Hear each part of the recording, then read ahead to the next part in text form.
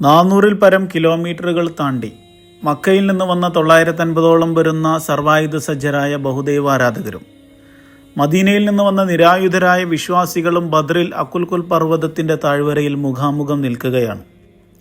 മുമ്പ് നാം പറഞ്ഞ പോലെ പ്രവാചകൻ സല്ലല്ലാഹു അലൈഹി വസല്ലമ ഹുബ്ബാബ് റളിയല്ലാഹു അൻഹുവിൻ്റെ അഭിപ്രായപ്രകാരം വിശ്വാസികളുടെ ക്യാമ്പ് വെള്ളമുള്ള തടാകങ്ങളുള്ള ആ ഭാഗത്തേക്ക് മാറ്റി അവിടെ ഒരു തടാകം മാത്രം ബാക്കിയാക്കി ശേഷിച്ചതെല്ലാം മണ്ണിട്ട് മൂടിയിരുന്നു.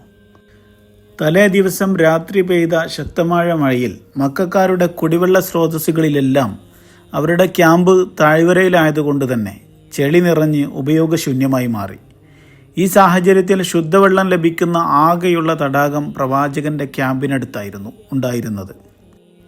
രാവിലെ മക്കക്കാർക്ക് ജലം ലഭിക്കാതെയായപ്പോൾ വെള്ളമെടുക്കാൻ വേണ്ടി ഹക്കീം ഇബ്നു ഉസ്സാമിൻ്റെ കൂടെ മറ്റു ചിലരും തോൽപാത്രങ്ങളുമായി തടാകത്തിന് നേരെ വരുന്നത് പ്രവാചകനും സംഘവും കണ്ടു. പ്രവാചകൻ തൻ്റെ അനുയായികളോട് പറഞ്ഞു, ഹംസ റളിയല്ലാഹു അൻഹു തടാകത്തിന് കാവൽ നിൽക്കട്ടെ. ആ വരുന്നവരിൽ ഹക്കീം അല്ലാതെ ആര് വെള്ളമെടുക്കാൻ ശ്രമിച്ചാലും അവരെ തടയണം, അവരുടെ കഥ കഴിക്കണം എന്ന് പ്രവാചകൻ ഉത്തരവിടുകയാണ്. ഇത് കേട്ട് ഹക്കീം അങ്ങനെ ബാക്കി ആർക്കും വെള്ളമില്ലാതെ എനിക്ക് മാത്രമായി വെള്ളം വേണ്ട എന്ന് പറഞ്ഞുകൊണ്ട് മക്കക്കാരുടെ ക്യാമ്പിലേക്ക് തിരിച്ചുപോയി.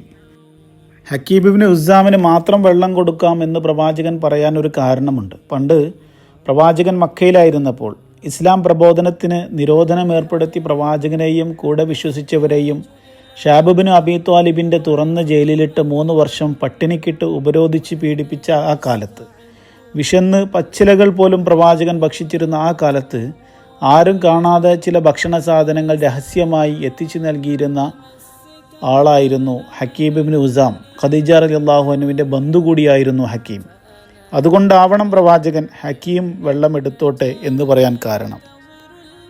ഏതായാലും ഹക്കീമും സംഘവും തങ്ങളുടെ ക്യാമ്പിലേക്ക് മടങ്ങി വന്നപ്പോൾ അവരുടെ കൂട്ടത്തിൽ നിന്ന് മക്കക്കാരുടെ കൂട്ടത്തിൽ നിന്ന് മഖ്സൂം ഗോത്രക്കാരനായ യുദ്ധതന്ത്രജ്ഞനും ക്രൂരനും ദുസ്വഭാവിയും കരുത്തുറ്റ പോരാളി കൂടിയായിരുന്ന അസ്വദ് ബിൻ അബ്ദുൽ അസദ്, അദ്ദേഹം ഇറങ്ങി വന്ന് മക്കക്കാർക്ക് നേരെ തന്നെ തിരിഞ്ഞുകൊണ്ട് ഇങ്ങനെ പറയുകയാണ്: മക്കയിലെ ധീരരെ, നിങ്ങൾ കേട്ടുകൊള്ളുക.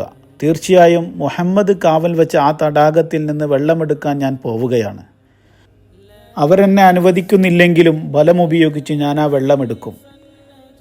അവിടുന്ന് വെള്ളമെടുക്കാതെ ഞാനിനി ഈ ക്യാമ്പിലേക്ക് തിരിച്ചു വരികയില്ല.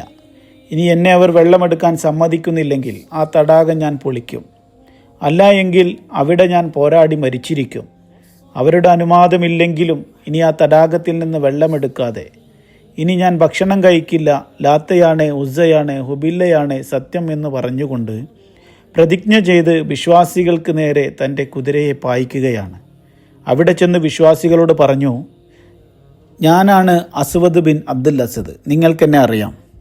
നിങ്ങൾ കാവൽ വെച്ച ഈ തടാകത്തിൽ നിന്ന് നിങ്ങൾ സമ്മതിച്ചാലും ഇല്ലെങ്കിലും വെള്ളമെടുക്കാൻ വന്നതാണ് ഞാൻ. അതിനാൽ ജീവനിൽ കൊതിയുള്ള, ജീവിക്കണമെന്ന് ആഗ്രഹിക്കുന്ന ആരും എന്നെ തടയാൻ വരരുത്.